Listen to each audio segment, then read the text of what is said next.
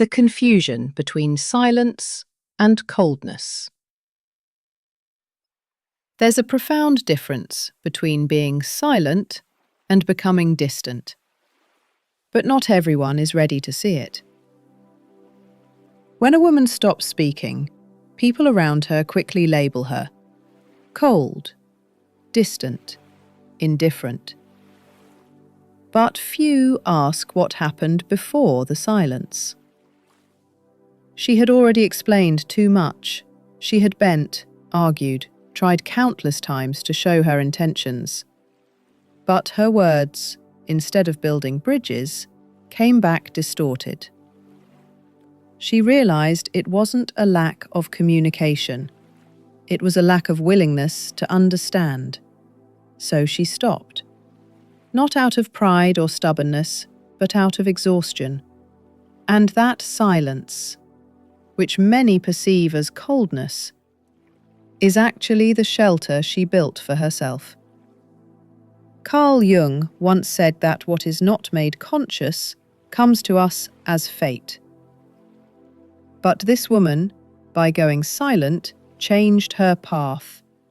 She chose to stop trying to convince. And in silence, she began to heal. When justifying becomes a habit of self-sabotage, she spent so much time trying to be understood that she forgot to understand herself. Explaining became a reflex, as if every gesture, every decision, every absence needed a footnote. But the problem with over-explaining is that you begin to reshape yourself to fit into someone else's world, and in doing so, you lose pieces of yourself. She began to notice every time she explained something that was clear to her, it was like doubting her own truth, like asking permission to exist as she was. And that is self-sabotage, because no one blossoms while apologizing for being who they are. The exhaustion of always having to explain oneself. It's not just tiring, it's draining. She explained her silences, her boundaries, her desires, her pain. But instead of understanding, she was met with demands. The world expects a woman to justify everything. Why didn't she respond? Why did she change? Why did she distance herself? And the truth is, often, she doesn't have immediate answers. Because self-knowledge is a quiet process, and not everything we feel can be translated into words. She learned that there is dignity in not answering certain questions, in keeping certain answers to herself. And that's not disdain, it's self-preservation. The moment she realizes silence is also protection. Not all silence is emptiness. Sometimes it's an invisible armor. She understood that being silent can be wiser than insisting on conversations that wound. Because she no longer needed to put herself at the mercy of those who didn't truly want to listen. The freedom that comes from letting go of the need to be understood. She was taught to believe that being understood was a form of being loved, but she learned that true love doesn't require translation, it recognizes. Letting go of that need was hard, but when it happened, she felt something new, freedom. She no longer needed to convince anyone of her worth, no longer needed to translate her emotions to fit someone else's logic. She simply was, without subtitles, without explanation, and that was enough. The power of choosing your own truth without seeking approval. Before, every decision came with the weight of others' judgment. She would think, what if they don't understand? Now she thinks, but I understand. She learned to trust her own inner compass, and that changes everything. Because the truth that comes from within doesn't need applause. It is quiet, firm, and non-negotiable. How silence becomes an emotional shield.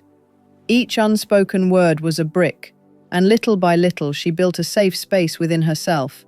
There, no one enters with criticism, manipulation, or emotional pressure.